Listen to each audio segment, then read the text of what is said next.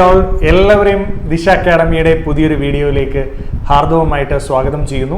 ഇന്നത്തെ വീഡിയോയിൽ നമ്മൾ ഡിസ്കസ് ചെയ്യാനായിട്ട് പോകുന്നത് വളരെ പ്രധാനപ്പെട്ട ഒരു എക്സാമിനേഷനെ കുറിച്ചും അതിൻ്റെ എക്സാമിനേഷൻ ഡേറ്റ് ഇപ്പം നമ്മുടെ ഫ്രണ്ടിലുണ്ട്. അത് തീരാനായിട്ട് പോവുകയാണ്. മെയ് 8-ാം തീയതിയോടുകൂടി നമ്മുടെ ആപ്ലിക്കേഷൻ എൻഡ് ആവാനായിട്ട് പോവുകയാണ്.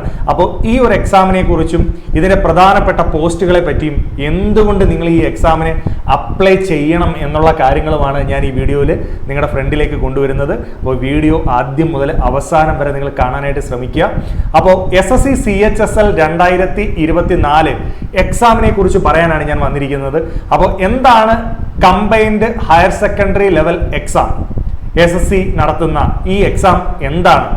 ഏതൊക്കെ പോസ്റ്റുകളാണ് ഇതിനകത്ത് വരുന്നത്? ഇങ്ങനെയുള്ള കാര്യങ്ങൾ പറയാനായിട്ടാണ് ഞാൻ വന്നിരിക്കുന്നത്. ഇപ്പോൾ ഒരുപാട് പേർക്ക് സ്റ്റാഫ് സെലക്ഷന്റെ പല എക്സാമുകളെ കുറിച്ചും കൃത്യമായ ധാരണ ഇല്ലാത്ത ആളുകളുണ്ട്.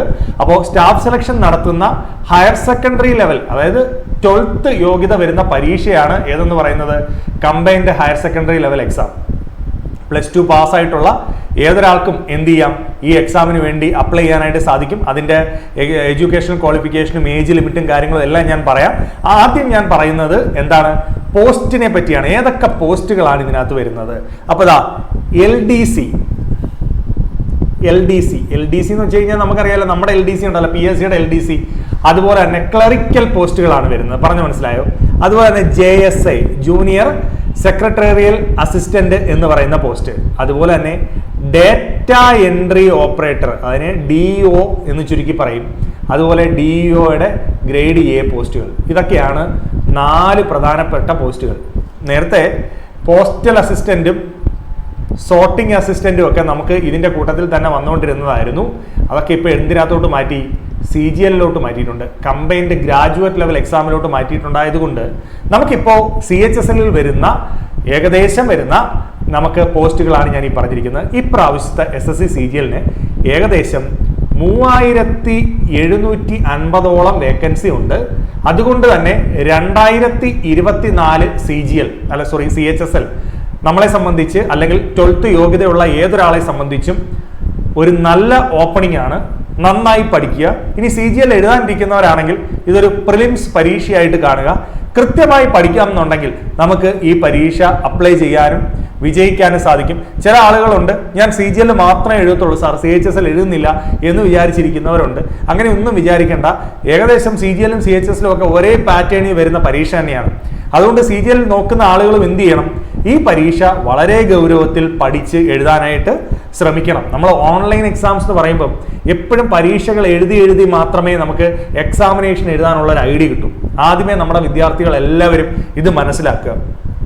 എക്സാം ഓരോന്ന് എഴുതും തോറും നമ്മളുടെ എക്സ്പീരിയൻസ് കൂടും. ഏത് ഏരിയ പിടിക്കണം, ഏത് ഏരിയ ആണ് നമ്മുടെ വീക്ക്, ഏത് ഏരിയയിൽ നമ്മൾ സ്ട്രോങ് ആയാൽ നമുക്ക് എക്സാം കിട്ടും, എങ്ങനെ അപ്രോച്ച് ചെയ്താൽ നമുക്ക് പരീക്ഷ കിട്ടും, ഈ ഐഡിയകളെല്ലാം കിട്ടുന്നത് എന്തിലൂടെയാണ്? നമുക്ക് എക്സാം എഴുതുന്നതിലൂടെയാണ്, മോക്ക് എക്സാംസ് എഴുതി പ്രാക്ടീസ് ചെയ്യുന്നതിലൂടെയാണ്. അപ്പോൾ കൃത്യമായിട്ട് ഞാൻ പറയുന്നു, എന്ത് ചെയ്യുക, CHSL-നകത്ത് വരുന്ന പോസ്റ്റുകൾ ഏതൊക്കെയാണെന്ന് മനസ്സിലാക്കുക. അപ്പോൾ നമുക്ക് ക്ലറിക്കൽ പോസ്റ്റുകളാണ് പ്രധാനമായിട്ടും എന്തിനകത്ത് വരുന്നത്, കമ്പൈൻഡ് ഹയർ സെക്കൻഡറി ലെവൽ എക്സാമിനകത്ത് വരുന്നത്. ഇതിൻ്റെ സാലറി സ്കെയിലൊക്കെ ഞാൻ പറയാം കേട്ടോ. അപ്പോൾ ഇനി ഇതിന്റെ എക്സാമിന്റെ ഡേറ്റ്, ആപ്ലിക്കേഷൻ വന്ന 8-ാം തീയതി ഏപ്രിലാണ്. നമ്മൾ പെട്ടെന്ന് തന്നെ നമ്മുടെ വിദ്യാർത്ഥികളെ ഈ ഡേറ്റ് അറിയിച്ചിട്ടുണ്ട്. ഒരുപാട് പേര് ഇതിനോടകം ഈ എക്സാമിന് അപ്ലൈ ചെയ്ത് പഠനം സ്റ്റാർട്ട് ചെയ്തിട്ടുണ്ട്. ഇതിന്റെ ആപ്ലിക്കേഷൻ ഫോം വന്നത് 8-ാം തീയതിയാണ്. 7-ാം തീയതി വരെയാണ് നമുക്കിത് എന്ത് ചെയ്യുന്നത്, അപ്ലൈ ചെയ്യാൻ സാധിക്കുന്നത്. അപ്പോൾ നിങ്ങൾ ആലോചിക്കുക, ഇനി കുറച്ച് ദിവസങ്ങൾ മാത്രമേ നമ്മുടെ ഫ്രണ്ടിലുള്ളൂ. അപ്പോൾ ഇനിയും കാത്തിരിക്കരുത്. ആരെങ്കിലും അറിയാനുള്ളവരോ ഇപ്പോഴെങ്ങാണോ അറിഞ്ഞവരോ ആണെങ്കിൽ എന്ത് ചെയ്യുക, ഉടനെ തന്നെ പോയി ssc.nic.in എന്ന് പറയുന്ന സൈറ്റിൽ പോയി എന്ത് ചെയ്യുക, അപ്ലൈ ചെയ്യാനായിട്ട് ശ്രമിക്കുക. നിങ്ങൾ ഏറ്റവും ഇമ്പോർട്ടൻ്റ് ആയിട്ടുള്ള കാര്യം, ഇതിന്റെ പരീക്ഷ ടയർ 1 എക്സാം നടക്കുന്നത് 1-ാം തീയതി ജൂലൈ മുതൽ 12th ജൂലൈ വരെ കിടക്കി ഇതിന്റെ ടയർ 1 എക്സാം കംപ്ലീറ്റഡ് ആവും. അതിനുശേഷം ഒരു ടയർ 2 എക്സാം കൂടി ഉണ്ട്. അതിന്റെ ഡീറ്റെയിൽസ് ഞാൻ പറയാം. അപ്പോൾ പെട്ടെന്ന് നോട്ടിഫിക്കേഷൻ വരികയും ഏതാനും മാസങ്ങൾക്കുള്ളിൽ പരീക്ഷ എഴുതുകയും ചെയ്യാൻ സാധിക്കുന്ന പരീക്ഷയാണ് SSC CHSL. എന്തുകൊണ്ടാണ് ഇപ്പോൾ ഒരുപാട് വിദ്യാർത്ഥികൾ SSC റെയിൽവേ എക്സാമിന് ഫോക്കസ് ചെയ്യുന്നതെന്ന് നിങ്ങൾക്ക് അറിയാമോ? പെട്ടെന്ന് എക്സാംസ് വരികയും എക്സാം എഴുതുകയും റിസൾട്ട് വരികയും നമുക്ക് കിട്ടുമോ കിട്ടത്തില്ലയോ എന്നൊക്കെ അറിയുകയും ചെയ്യാം. അടുത്ത പ്രാവശ്യത്തെ എക്സാമിന് വേണ്ടി നമുക്ക് പ്രിപ്പറേഷൻ തുടങ്ങാം. പിന്നെ അതേ മോഡിലുള്ള എക്സാമായ റെയിൽവേ എക്സാംസിനും നമുക്ക് പ്രിപ്പയർ ചെയ്യാം. ഇപ്പോൾ ചില ആളുകളുണ്ട് റെയിൽവേക്ക് വേണ്ടി ഒരുപാട് വിദ്യാർത്ഥികൾ പഠിക്കുന്നുണ്ട്. ഞാൻ അവരോട് പറയുന്നത്, നിങ്ങൾ മസ്റ്റായിട്ടും SSC CHSL എഴുതണം. നിങ്ങൾക്ക് നിങ്ങളുടെ NTPC പോലെയുള്ള ഗ്രൂപ്പ് ഡി പോലെയുള്ള പരീക്ഷകളൊക്കെ എഴുതുന്നതിന് മുമ്പ് നിങ്ങൾക്കൊരു പ്രാക്ടീസ് ആണെന്നേ. ഇംഗ്ലീഷ് കൂടി ഇതിനകത്ത് അഡീഷണൽ വരുന്നുണ്ടെന്നുള്ളതേ ഉള്ളൂ. എന്നാലും മാത്സും റീസണിങ്ങും GK ഒക്കെ നിങ്ങൾക്ക് സ്ട്രോങ് ആണോ എന്നൊക്കെ വെരിഫൈ ചെയ്യാൻ ഈ ഒരു പരീക്ഷ വളരെയധികം ഹെൽപ്പ് ചെയ്യും. അപ്പോൾ ഈ വീഡിയോ കാണുന്ന എല്ലാ സുഹൃത്തുക്കളും അല്ലെങ്കിൽ മാതാപിതാക്കളാണ് കാണുന്നതെങ്കിൽ നിങ്ങളുടെ മക്കളെ അല്ലെങ്കിൽ നിങ്ങളുടെ സഹോദരങ്ങളെ ഒക്കെ പറഞ്ഞ് കൃത്യമായിട്ട് മനസ്സിലാക്കി കൊടുക്കുക. Combined higher secondary level exam എന്ന് പറയുന്നത് ഏതൊരാൾക്കും അപ്ലൈ ചെയ്യാൻ സാധിക്കുന്ന പരീക്ഷയാണ്. 12th ആണ് ഇതിന്റെ യോഗ്യത. അതിന്റെ ഡീറ്റെയിൽസിലേക്ക് നമുക്ക് കൂടുതലായിട്ട് കടക്കാം. എന്താണ് ഇതിന്റെ ഏജ് ലിമിറ്റ്? മക്കളെ 18 വയസ്സിനും 27 വയസ്സിനും ഇടയ്ക്കുള്ള ഏതൊരാൾക്കും ഈ എക്സാം എഴുതാം.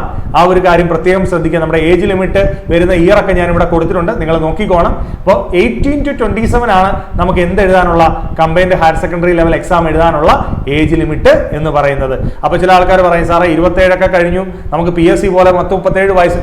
എടാ, SSC എക്സാംസിന്റെ പ്രത്യേകത നമ്മളൊരു യങ്ങർ ഏജിൽ നമുക്ക് ജോലി കിട്ടുമോ കിട്ടത്തില്ലയോ എന്നുള്ളത് അറിയാൻ പറ്റും. എന്തിനാണ് നമുക്കിപ്പോൾ 37 വയസ്സ് വരെ കിട്ടിയിട്ട് എന്തോ ചെയ്യാനാണ്? ഓരോ വർഷം ഇങ്ങനെ കിടക്കും തോറും നമ്മൾ ഇങ്ങനെ പ്രാക്ടീസ് ചെയ്ത് വർഷങ്ങളോ. അപ്പം SSC എക്സാംസിനെ കുറിച്ച് മുന്നേ മനസ്സിലാക്കുക. നിങ്ങളൊരു ഡിഗ്രി ചെയ്തിട്ടുണ്ടെങ്കിൽ അത് ഇനഫാണ്. പിന്നെ നിങ്ങൾ എക്സാംസിന് വേണ്ടി കൃത്യമായി പ്രിപ്പയർ ചെയ്താൽ നിങ്ങൾക്ക് ഒരു വർഷം തന്നെ SSCയുടെ CGL എഴുതാൻ സാധിക്കും, CHSL എഴുതാൻ സാധിക്കും, MTS എഴുതാൻ സാധിക്കും. GD പോലെ നിങ്ങൾ ഡിഗ്രി ഒരു 23 വയസ്സിനകത്തുള്ളതാണെങ്കിൽ GD പോലുള്ള എക്സാംസ് എഴുതാൻ സാധിക്കും. അപ്പോൾ നിരവധി എക്സാംസ് നമുക്ക് എഴുതാനായിട്ട് പറ്റും. അപ്പോൾ 18 to 27 വരെയുള്ള ഏജ് ലിമിറ്റ് ഉള്ള ഏതൊരാൾക്കും ഈ എക്സാമിന് അപ്ലൈ ചെയ്യാം. അതിന്റെ ക്വാളിഫിക്കേഷൻ നോക്ക് 12th ആണ്. 12th ഇപ്പം LDC, JSA, DO grade A ഈ എക്സാമുകൾക്ക് എന്താണ് വരുന്നത്? DO ഗ്രേഡ് A എക്സാമുകൾക്കെല്ലാം 12th ആണ് വരുന്നത്. ഇനി DO grade A in ministry of consumer affairs, food and public distribution and ministry of culture 12th standard pass in science stream എന്ന് എടുത്തു പറയുന്നുണ്ട്. വിത്ത് mathematics as subject from recognised board or equivalent. Maths പഠിച്ചിരിക്കണം, അതാണ് ഏറ്റവും important ആയിട്ടുള്ള കാര്യം എന്ന് പറയുന്നത്. അപ്പോൾ എന്തായാലും നോക്കൂ, 12th ഉള്ള എല്ലാവർക്കും LDC, JSA പോലെയുള്ള പരീക്ഷ എഴുതാനായിട്ട് സാധിക്കും. അപ്പൊ combined higher secondary level exam എന്ന് പറയുന്നത് ഏതൊരാൾക്കും, ഇപ്പൊ നിങ്ങൾ എല്ലാവരും നോക്കുക, +2 പാസ്സായിട്ടൊക്കെ നിൽക്കുന്ന ആൾക്കാരാണ് ഇപ്പോൾ ഉള്ളവരെല്ലാം. അപ്പൊ CHSL 2024 മക്കളെ നിങ്ങൾ ആരും വിട്ടുകളയരുത്. എല്ലാവരും ഒന്ന് അറ്റംപ്റ്റ് ചെയ്തേക്കണം. നമുക്ക് 100 രൂപ മാത്രമേ ഉള്ളൂ അപേക്ഷാ ഫീസ് വരുന്നത് ബോയ്സിന്. ഗേൾസിന് സൗജന്യമായിട്ട് ഈ എക്സാമിന് അപ്ലൈ ചെയ്യാം. അപ്പോൾ ഈ സാഹചര്യം മനസ്സിലാക്കി കൃത്യമായിട്ട് നിങ്ങൾ എന്ത് ചെയ്യുക, പഠിക്കാനായിട്ട് ശ്രമിക്കുക. ഓക്കെ, ഇനി എന്താണ് ഇതിന്റെ എക്സാം പാറ്റേൺ? ഒരുപാട് പേര് ചോദിച്ചു സാറേ ടയർ 1 എക്സാമിന് ഏതൊക്കെ പഠിക്കണം?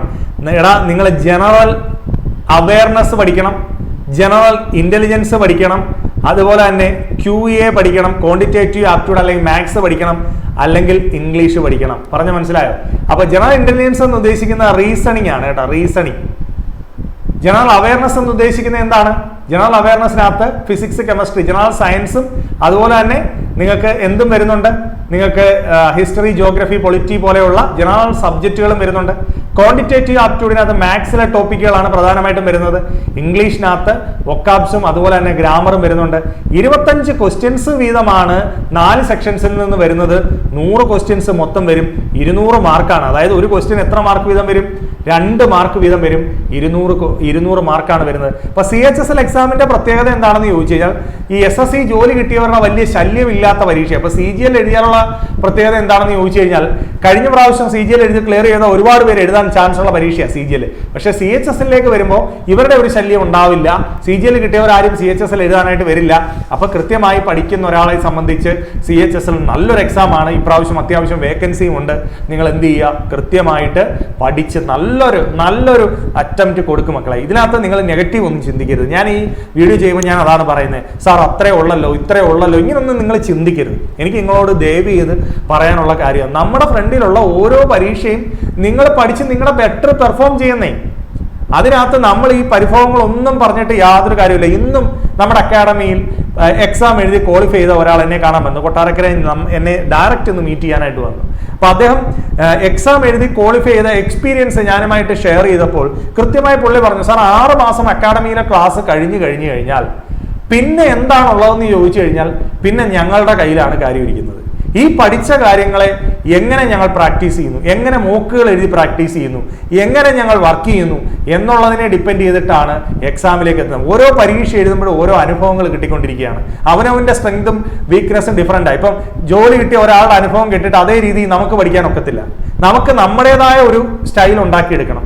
അതിന് നമ്മൾ ആദ്യം കണ്ടന്റ് പഠിക്കുകയും പിന്നീട് എന്ത് ചെയ്യുകയും ചെയ്യണം, പ്രാക്ടീസ് ചെയ്യുകയും ചെയ്യണം. ഇതിനു വേണ്ടിയിട്ടാണ് അക്കാഡമി നിങ്ങളുടെ കൂടെ നിന്ന് ഇത്തരം കാര്യങ്ങൾ പറഞ്ഞു തരുന്നത്. ദയവ് ചെയ്ത് നിങ്ങളിത് മനസ്സിലാക്കി ഈ പരീക്ഷയ്ക്ക്, ഞാനതാ പറഞ്ഞേ, അത് പോരാ ഇത് പോരാ വേക്കൻസി ഇങ്ങനൊന്നും നമ്മൾ നെഗറ്റീവ്സ് ഒന്നും വേണ്ട. നമുക്ക് പറ്റുന്നതിന്റെ ബെസ്റ്റ് കൊടുക്കാവുന്നേ. ഓക്കെ, ഇനി ടയർ 2 എക്സാം വരുമ്പോൾ എന്തുവാ, ടയർ 2 എക്സാം വരുമ്പം സെഷൻ 1 സെഷൻ 2 2 സെഷൻസ്. അതിൽ തന്നെ സെഷൻ 1 വരുന്ന സെഷൻ 1 നോക്കിയേ, സെഷൻ 1 സെഷൻ 1 സെഷൻ 2 സെഷൻ 3 എന്ന് പറഞ്ഞ 3 സെക്ഷൻസ് ഉണ്ട്. അതിൽ ഒരെണ്ണം വരുന്നത് മാത്സ് റീസണിങ് ആണ്. കണ്ടോ, മാത്സും റീസണിങ് ആണ്.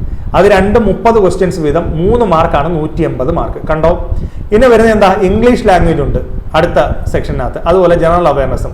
അത് 40, 20, 60 ക്വസ്റ്റ്യൻസ് 3 മാർക്ക് 180. അപ്പം 2 സെഷനിൽ നിന്നും 180 മാർക്കുകൾ വീതം ഓരോ മണിക്കൂർ വീതമുള്ള സെഷൻസ് ആണ് അവിടെ കിട്ടുന്നത്.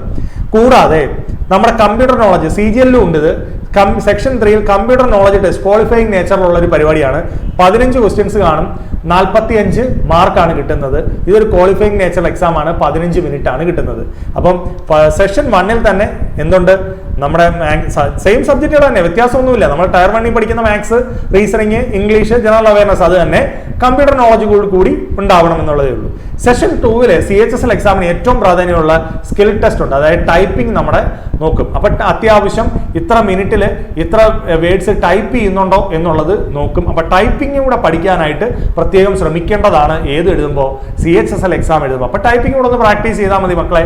ഉറപ്പായിട്ടും അത് CGL നമുക്ക് ആവശ്യം വരുന്നതാണ്. അപ്പോൾ മസ്റ്റായിട്ടും എന്ത് ചെയ്യുക, ടൈപ്പിംഗ് കൂടെ പ്രാക്ടീസ് ചെയ്യുക. സബ്ജക്റ്റുകളിൽ വ്യത്യാസമൊന്നുമില്ല. ടയർ 1 ടയർ 2 ഒരേ സബ്ജക്റ്റുകൾ ഏതൊക്കെയാണ്, maths, reasoning, English, general awareness സബ്ജക്റ്റുകൾ തന്നെയാണ്. വളരെ ആത്മവിശ്വാസത്തോടു കൂടി പഠിച്ചാൽ SSCയുടെ എക്സാമുകളുടെ പ്രത്യേകത എന്താ, എല്ലാ എക്സാമിനും ഇതേ സബ്ജക്റ്റുകൾ തന്നെ മിക്കവാറും എല്ലാ പരീക്ഷയ്ക്കും. അതായത് CGL ആയാലും CHSL ആയാലും MDS ആയാലും. CGL എന്ന് വെച്ചാൽ ഡിഗ്രി യോഗ്യത ഉള്ളവർക്കുള്ള പരീക്ഷ, CHSL ഇപ്പം ഞാൻ പറഞ്ഞു +2 യോഗ്യതയുള്ള, MDS 10ാം തരം യോഗ്യതയുള്ളവർ പരീക്ഷ. എല്ലാത്തിനും ഇതേ സിലബസ് തന്നെയാണ്.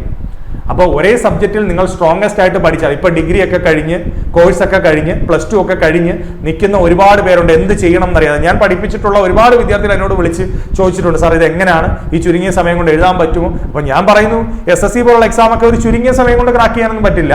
ബട്ട് നിങ്ങൾ ഇതൊരു പ്രാക്ടീസ് ആയി കണ്ട് എഴുതി തുടങ്ങുക. അടുത്ത പരീക്ഷ, അടുത്ത എക്സാംസ്, വാല വരുന്ന അടുത്ത പരീക്ഷകൾ നിങ്ങൾക്ക് നേടിയെടുക്കാനായിട്ട് സാധിക്കും, ഇതിന്റെ ഒരു മോഡ് മനസ്സിലാക്കി കഴിഞ്ഞാൽ. ഓക്കെ, അപ്പൊ മുന്നേ പഠിച്ചുകൊണ്ടിരിക്കുന്നവരാണെങ്കിൽ കൃത്യമായിട്ട് നിങ്ങൾക്ക് ഈ പരീക്ഷ നേടിയെടുക്കാൻ സാധിക്കും.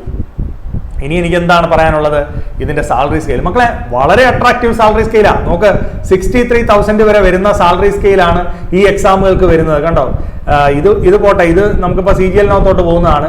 ഇതിന്റെ എല്ലാം പേ സ്കെയിൽ നിങ്ങൾ നോക്കിയാൽ നല്ല പേ സ്കെയിലാണ് ഈ എക്സാമുകൾക്ക്. CHSL 2024 എക്സാം എഴുതി കിട്ടുമ്പോൾ, പ്രത്യേകിച്ച് കേന്ദ്ര ഗവൺമെന്റ് പോസ്റ്റുകൾക്ക് വരുന്ന സാലറി സ്കെയിൽ എന്ന് പറയുന്നത് വളരെ അട്രാക്റ്റീവ് സാലറി സ്കെയിലാണ്. അത് തന്നെ നമുക്ക് പഠിക്കുന്നതിനൊരു എനർജിയും ഊർജവും വരേണ്ട സാധനങ്ങളാണ്. സാർ എങ്ങനെ പഠിക്കണമെന്ന് ചോദിച്ചിട്ടുള്ളവരുണ്ട്, ഒരുപാട് പേര് ചോദിച്ചിട്ടുണ്ട്, സാർ എങ്ങനെ പഠിച്ചു തുടങ്ങണം?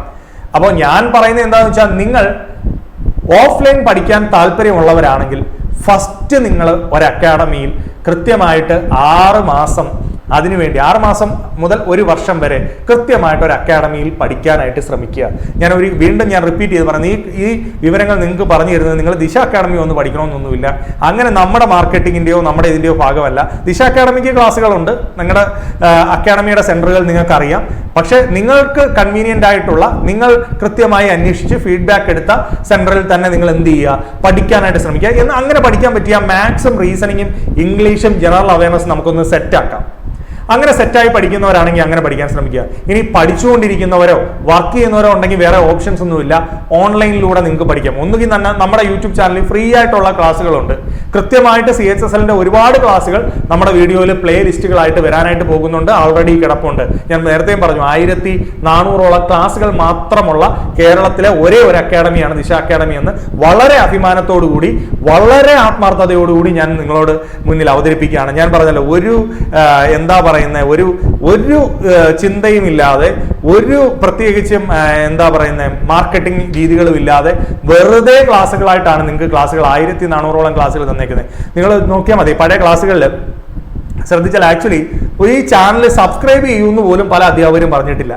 അവർ ക്ലാസ്സുകൾ എടുത്ത് കണ്ടിന്യൂസ്ലി തന്നു പോവുകയാണ് ചെയ്തു പോയിട്ടുള്ളത്. താല്പര്യമുള്ള കുറേ ആൾക്കാർ സബ്സ്ക്രൈബ് ചെയ്തിട്ടുണ്ട്, സപ്പോർട്ട് ചെയ്തിട്ടുണ്ട്, കൂടെ നിന്നിട്ടുണ്ട്, നല്ല കമന്റുകൾ അയച്ചിട്ടുണ്ട്, ലൈക്ക് ചെയ്തിട്ടുണ്ട്. അവരെ എല്ലാം നന്ദിയോടെ ഒരിക്കൽ കൂടെ ഓർക്കുകയാണ്. നിങ്ങളൊക്കെ തന്ന എനർജിയാണ് അക്കാഡമി ഇപ്പോഴും മുന്നോട്ട് പോകുന്നതിന്റെ കാര്യം. നിങ്ങൾക്ക് ഓഫ്ലൈൻ അക്കാഡമിയിൽ പഠിക്കണമെങ്കിൽ നമ്മുടെ ട്രിവാൻഡ്രം, കാലിക്കറ്റ്, കൊട്ടാരക്കര, കൊല്ലം അക്കാഡമികളിൽ അവൈലബിൾ ആണ്. മെയ് 6 മുതൽ ഓഫ്ലൈൻ ക്ലാസ്സുകൾ ട്രിവാൻഡ്രം, കൊട്ടാരക്കര, കൊല്ലം അക്കാഡമികളിൽ തുടങ്ങുന്നുണ്ട്. കാലിക്കറ്റ് മെയ് 8 മുതൽ ക്ലാസ്സുകൾ സ്റ്റാർട്ട് ചെയ്യുന്നുണ്ട്. ദിശയുടെ അക്കാഡമിയിൽ നിങ്ങൾക്ക് പഠിക്കണം താല്പര്യം ഉണ്ടെങ്കിൽ ഈ അക്കാഡമികളിൽ നിങ്ങൾക്ക് അഡ്മിഷൻ എടുക്കാവുന്നതാണ്. എല്ലാവിധ സപ്പോർട്ടും അക്കാഡമി കൂടെ നിന്ന് തരുന്നുണ്ട്. നിങ്ങൾക്ക് ഈ സബ്ജക്റ്റിന് വേണ്ട നോളജ്, എങ്ങനെ ഈ എക്സാം പ്രിപ്പയർ ചെയ്യണം, ബാക്കി നിങ്ങളുടെ കയ്യിലാണ് മക്കളെ കേട്ടോ. ആ ഒരു കാര്യം ഞാൻ വീണ്ടും വീണ്ടും ആവർത്തിച്ച് പറയുകയാണ്. ഇതിനകത്ത് നമുക്ക് നല്ല ക്വാളിറ്റിയുള്ള അല്ലെങ്കിൽ പഠിക്കണമെന്ന് ആഗ്രഹമുള്ള വിദ്യാർത്ഥികളെ കിട്ടിയാൽ നമുക്ക് അവർക്ക് കണ്ടന്റ് കൊടുക്കാൻ പറ്റും. പിന്നെ ഇത് ഇവന്റെ കയ്യിലിരിക്കുന്ന സാധനമാണ്, അവരവരുടെ ആത്മാർത്ഥതയിൽ ഇരിക്കുന്ന സാധനമാണ്. ഈ കിട്ടിയ സാധനത്തെ എങ്ങനെ മുതലാക്കി പഠിക്കണം എന്നുള്ളത്. അല്ലാതെ ചുമ്മാതെ ക്ലാസ് കിട്ടിയിട്ട് പിന്നെ അങ്ങ് നശിപ്പിച്ച് കളയുകയാണെങ്കിൽ യാതൊരു പ്രയോജനവുമില്ല. ഒരിക്കലും നമുക്ക് റിസൾട്ടിൽ എത്താൻ സാധിക്കില്ല. നിങ്ങളുടെ കിട്ടിയ കണ്ടന്റിൽ നിന്ന് നിങ്ങൾ എത്ര ശതമാനം ഇൻവെസ്റ്റ് ചെയ്യുന്നു, എത്ര ശതമാനം നിങ്ങൾ പ്രാക്ടീസ് ചെയ്യുന്നു, അല്ലെങ്കിൽ പരീക്ഷകൾ ഇങ്ങനെ എഴുതി നിങ്ങൾ നേടിയെടുക്കുന്നു എന്നുള്ളതിനെ ബേസ് ചെയ്തിട്ടിരിക്കും തീർച്ചയായിട്ടും നിങ്ങളുടെ റിസൾട്ട് എന്ന് പറയുന്നത്. അപ്പോൾ SSC CHSL എക്സാം ആഗ്രഹിക്കുന്നവർ ഒട്ടും സമയം കളയാതെ എക്സാമിന് അപ്ലൈ ചെയ്യുക. അത് ഓർമ്മിപ്പിക്കാനും ഈ പോസ്റ്റുകളുടെ ക്വാളിഫിക്കേഷനും അതുപോലെ സാലറി സ്കെയിലും ഏതൊക്കെ പോസ്റ്റുകളാണെന്നുമാണ് ഈ വീഡിയോയിലൂടെ ഞാൻ നിങ്ങൾക്ക് പങ്കുവച്ചത്. നിങ്ങൾക്ക് ഈ വീഡിയോ ഇഷ്ടമായിട്ടുണ്ടെങ്കിൽ നിങ്ങളുടെ സുഹൃത്തുക്കളിലേക്കും, ഇപ്പോൾ മാതാപിതാക്കളാണ് കാണുന്നതെങ്കിൽ മസ്റ്റായിട്ടും നിങ്ങളുടെ മക്കളെയും ഒക്കെ കാണിച്ചു കൊടുത്ത് മനസ്സിലാക്കാനായിട്ട് ശ്രമിക്കുക. ഇത്തരം സ്റ്റാഫ് സെലക്ഷൻ കമ്മീഷനെ കുറിച്ചുള്ള കൃത്യമായിട്ടുള്ള വിവരങ്ങൾ നമ്മുടെ വിദ്യാർത്ഥികളിലേക്ക് എത്തിക്കാനായിട്ട് ശ്രമിക്കുക. പല ആളുകൾക്കും ഇപ്പോഴും SSC എന്തുവാന്ന് പോലും അറിയാത്തവരുണ്ട്, പല ആളുകൾക്കും. കാരണം നമ്മുടെ അവിടെ ഈ PSCയും ബാങ്കും മാത്രമാണ് ആളുകൾക്ക് അറിയാവുന്നത്. സ്റ്റാഫ് സെലക്ഷൻ കമ്മീഷൻ നടത്തുന്ന പരീക്ഷകൾ ഏതൊക്കെയാണെന്ന് കൃത്യമായി അറിയാത്ത ആളുകളുണ്ട്. അവരിലേക്ക് എത്താനായിട്ട് കൂടി വേണ്ടിയിട്ടാണ് ഞാൻ കൃത്യമായിട്ട് പറയുന്നു. 12th യോഗ്യതയുള്ളവർക്ക് CHSL ഉണ്ട്, ഇത് 12th ആണ്. ഇനി 10th ആണ് യോഗ്യതയുള്ളവർക്ക് നിങ്ങൾക്ക് MTS എന്ന് പറഞ്ഞൊരു പരീക്ഷ വരുന്നുണ്ട്. ഡിഗ്രി യോഗ്യതയുള്ളവർക്ക് CGL എന്ന് പറഞ്ഞ പരീക്ഷയുണ്ട്. ഈ 3 പരീക്ഷകളും SSC നടത്തുന്ന പ്രധാനപ്പെട്ട പരീക്ഷകളാണ്. ഇനി ഫോഴ്സ് ആഗ്രഹിക്കുന്നവർക്ക് SSC GD, അതുപോലെ തന്നെ ഇപ്രാവശ്യം എന്ത് വരുന്നുണ്ട്, RPF റെയിൽവേ പ്രൊട്ടക്ഷൻ ഫോഴ്സ്, ഈ പരീക്ഷകൾ വരുന്നുണ്ട്. അപ്പൊ ഇതെല്ലാം ഈ വർഷം തന്നെ ജോലി കയറാൻ വേണ്ടിയിട്ട് കൃത്യമായിട്ട് പഠിക്കാൻ ശ്രമിക്കുക. അപ്പോൾ ഈ വിവരങ്ങൾ നിങ്ങളുടെ സുഹൃത്തുക്കളിലേക്കും പങ്കുവെക്കുക. അപ്പോൾ ദിശ അക്കാഡമിയുടെ യൂട്യൂബ് ചാനൽ കണ്ടിട്ടില്ലാത്തവരാണെങ്കിൽ മസ്റ്റായിട്ടും നിങ്ങൾ ചാനൽ സബ്സ്ക്രൈബ് ചെയ്യുക. പലപ്പോഴും പല അധ്യാപകരും പറയാറില്ല, ഞാൻ നിങ്ങളോട് കൃത്യമായി പറയുകയാണ്. ചാനൽ ശരിക്കും നിങ്ങൾക്ക് പ്രയോജനം ചെയ്യുന്ന ഇൻഫർമേഷൻസ് കിട്ടുന്ന സ്റ്റാഫ് സെലക്ഷൻ റെയിൽവേ എക്സാമുകൾ ആഗ്രഹിക്കുന്ന exclusively staff selection commission and railway, നമ്മൾ മറ്റ് ഒരു എക്സാമിൻ്റെയും കോച്ചിങ്ങുകളിലേക്ക് നമ്മൾ പോകുന്നില്ല. PSC പോലുള്ള ഒരു എക്സാമുകളിലേക്ക് നമ്മൾ പോകുന്നില്ല.